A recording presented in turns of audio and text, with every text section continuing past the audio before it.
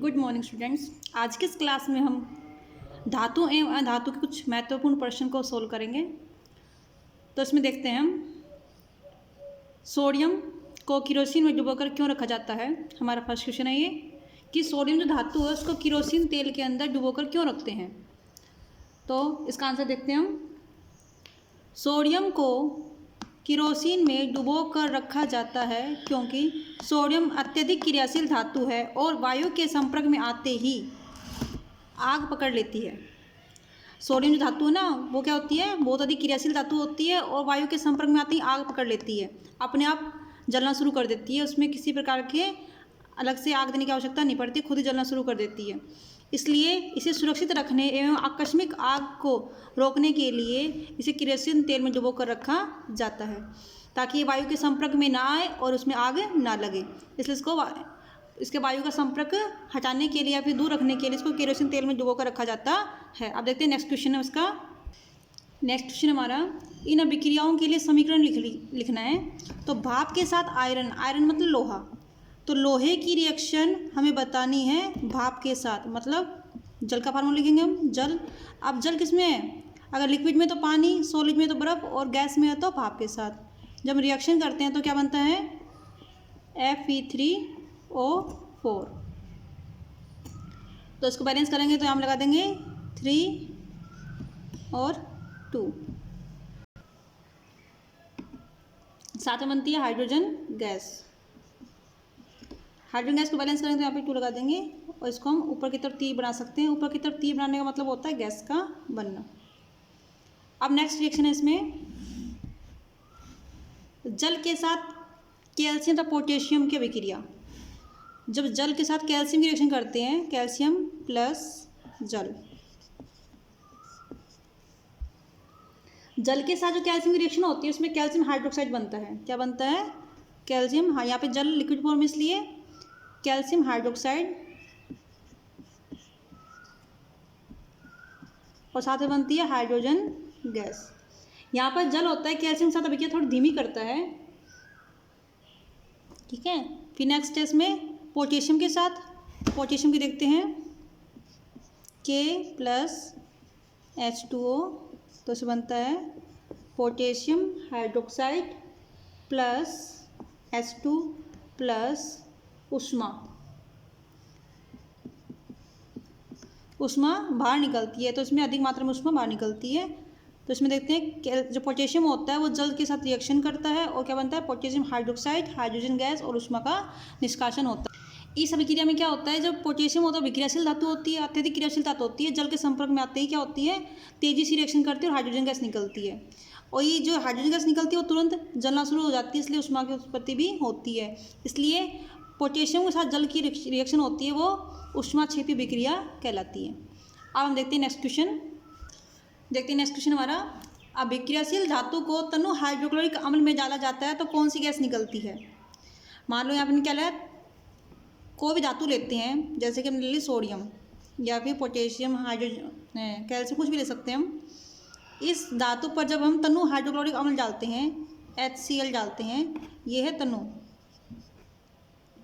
तो क्या होता है, जब भी कोई धातु तनु अम्ल के साथ रिएक्शन करता है तो हमेशा हाइड्रोजन गैस रिलीज होती है, हाइड्रोजन गैस निकलती है। तो साल्ट बनता है NaCl इसके अंदर और हाइड्रोजन गैस रिलीज होती है। रिएक्शन बैलेंस कर दी। तो इसमें तो जब भी कोई धातु किसी अम्ल के साथ अभिक्रिया करती है तो हमेशा हाइड्रोजन गैस रिलीज होती है और साथ में लवण का निर्माण होता है। और जो पूछा आयरन के साथ तनु H2SO4 की रासायनिक अभिक्रिया लिखना है, तो आयरन Fe और एसिड कौन सा है, तनु H2SO4 सल्फ्यूरिक अम्ल।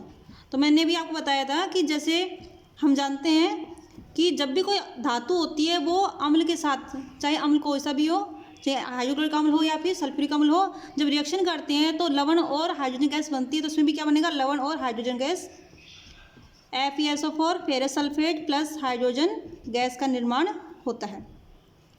तो इस प्रकार से जब भी कोई धातु किसी भी तनु अम्ल से रिएक्शन करती है तो हाइड्रोजन गैस और लवण का निर्माण होता है। अब देखते हैं नेक्स्ट क्वेश्चन इसमें। तो नेक्स्ट क्वेश्चन है हमारा, जिंक को आयरन सल्फेट के विलयन में डालने से क्या होता है, इसकी रासायनिक अभिक्रिया लिखिए। तो हम लिखते हैं जिंक का जो सिंबल है zinc plus iron sulphate FeSO4, जब आपस में रिएक्शन करते हैं तो बनता है जिंक सल्फेट प्लस आयरन। ये क्यों बनता है? क्योंकि जिंक है वो आयरन से अधिक क्रियाशील धातु है, इसके कारण जिंक आयरन से उसके कंपाउंड से विस्थापित कर देती है, जिंक सल्फेट और आयरन का निर्माण होता है।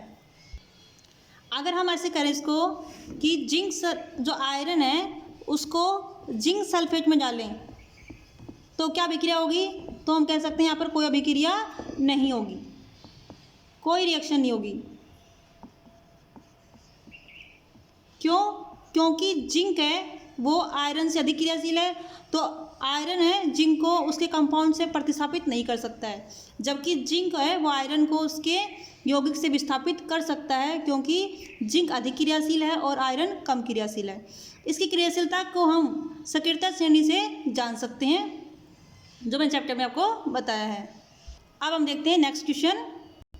तो हम नेक्स्ट क्वेश्चन देखते हैं, निम्न में से कौन सा युगल विस्थापन अभिक्रिया प्रदर्शित करता है? तो विस्थापन अभिक्रिया क्या होती है बेटा?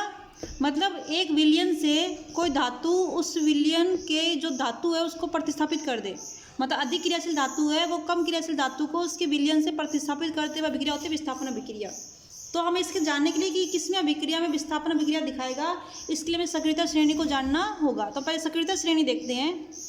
मतलब सक्रियता श्रेणी वह श्रेणी होती है जिसमें धातुओं को उनको क्रियाशीलता के आधार पर अवरोही क्रम में व्यवस्थित किया जाता है कि किस धातु की क्रियाशीलता कितनी ज़्यादा है, उसको ऊपर जैसे सबसे ज़्यादा है पोटेशियम, फिर सोडियम, उसके बाद में कैल्शियम, मैग्नीशियम, एल्यूमिनियम,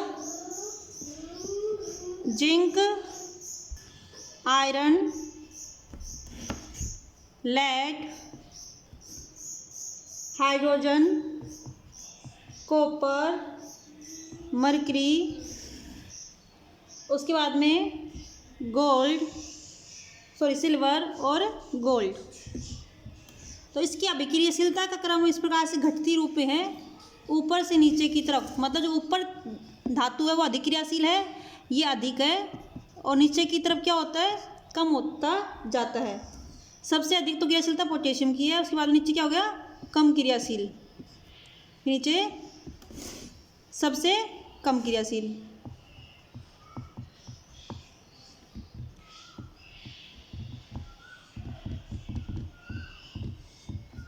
तो इसके बेस पर हम बता सकते हैं कि कौन सी धातु किसको रिप्लेस करेगी। जो धातु ऊपर है वो धातु नीचे वाली धातु को रिप्लेस कर सकती है, क्योंकि ऊपर आने वाली धातु क्या अधिक क्रियाशील होती है, नीचे वाली धातु क्या होती है? कम क्रियाशील होती है।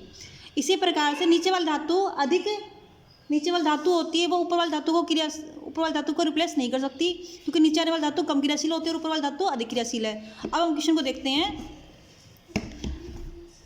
NaCl विलयन कॉपर धातु, यहाँ पे धातु एक NaCl है, दूसरी कौन सी? कॉपर। तो यहाँ पे Na ऊपर है और कॉपर क्या है? कॉपर नीचे है, इसलिए कॉपर धातु NaCl को विस्थापित नहीं कर पाती। मतलब फर्स्ट हमारा क्या हो गया? रोम। सेकंड है मैग्नीशियम क्लोराइड या मैग्नीशियम क्लोराइड। तो मैग्नीशियम धातु और एल्यूमिनियम का संबंध देखते हैं। तो यहाँ पर एल्यूमिनियम है वो ऊपर है और मैग्नीशियम ऊपर और एल्यूमिनियम नीचे है, तो एल्यूमिनियम मैग्नीशियम को रिप्लेस नहीं कर सकती।